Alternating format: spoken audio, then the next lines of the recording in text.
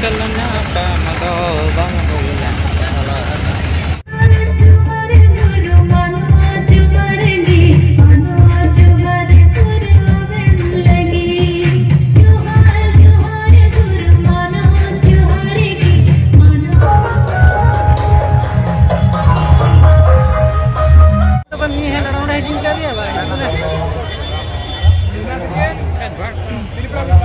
kau masuk kena kau nama tu kena sewa.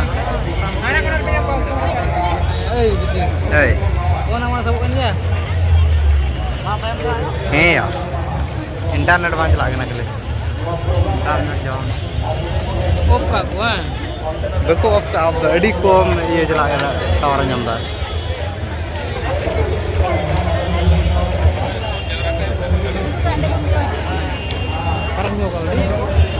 Dia nak kadar dulu.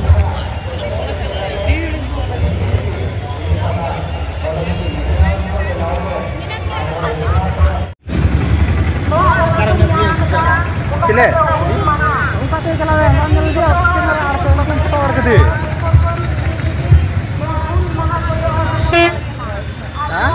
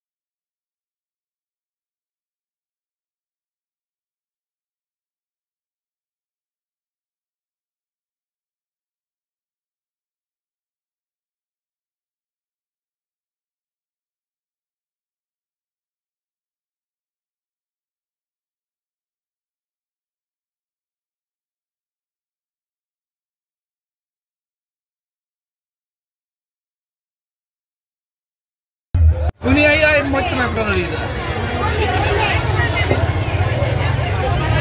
Sabda besar.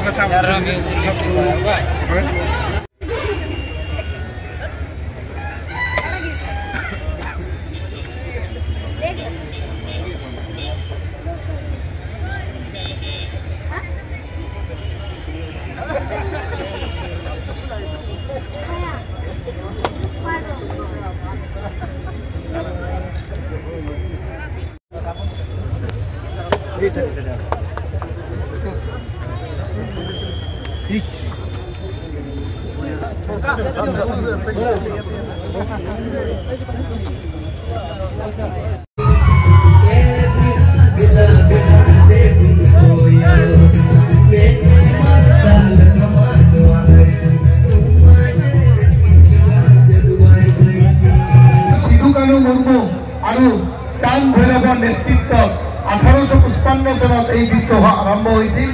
1855 চনৰ 30 জুনত এই বিদ্ৰোহৰ সূত্ৰপাত ঘটিছিল। প্ৰায় 400 গাঁৱৰ 50,000তকৈ অধিক লোক একেলগত সংগ্ৰামিত হৈছিল। ব্ৰিটিছ সাম্ৰাজ্যবাদী চৰকাৰে এই সকলৰ ভূমিৰ ওপৰত Santals Ranajot Maha ফুল দিবস ইয়াত উপস্থিত হোৱা আমাৰ সান্থালী জনগোষ্ঠীৰ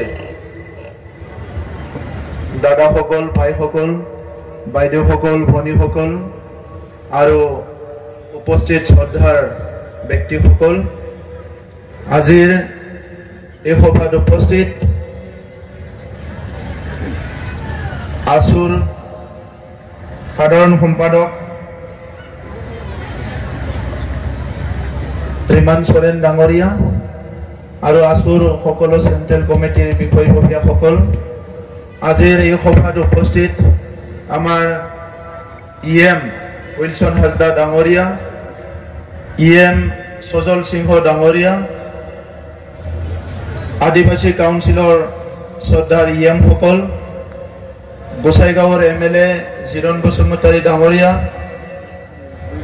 কোকৰাঝাৰৰ MLA লৰেন্স ইছলাৰী ডাঙৰীয়া, আমাৰ EM উকিল মুছাহাৰী ডাঙৰীয়া, সাহিত্য সভাৰ সভাপতি বেঞ্জামিন চৰেন ডাঙৰীয়া, আজিৰ এই সভাত উপস্থিত আমাৰ সান্থালী জনগোষ্ঠীৰ বিভিন্ন জাতীয় সংগঠনৰ নেতৃবৃন্দ, আমাৰ বিজেপিৰ এজন জিলাৰ নেতা ধুনীয়া মালু ডাঙৰীয়া আৰু উপস্থিত মোৰ শ্ৰদ্ধা ৰাইজ, মই আজি সান্থালী যি হুল দিৱস আৰু নেশ্যনেল ইণ্টিগ্ৰেশ্যন ডেৰ শুভকামনা জ্ঞাপন কৰিছোঁ। যি দুজন মহান বীৰৰ কাৰণে আজিৰ এই দিৱসটো পালন কৰা হয়, সিধু মুৰ্মু আৰু কানু মুৰ্মু, মই তেখেতলৈ বড়োলেণ্ডবাসীৰ হৈ বড়োলেণ্ডৰ 35 লাখ জনসাধাৰণৰ হৈ মই শ্ৰদ্ধা জনাইছোঁ। তেখেতসকললৈ মই চেলুট কৰিছোঁ।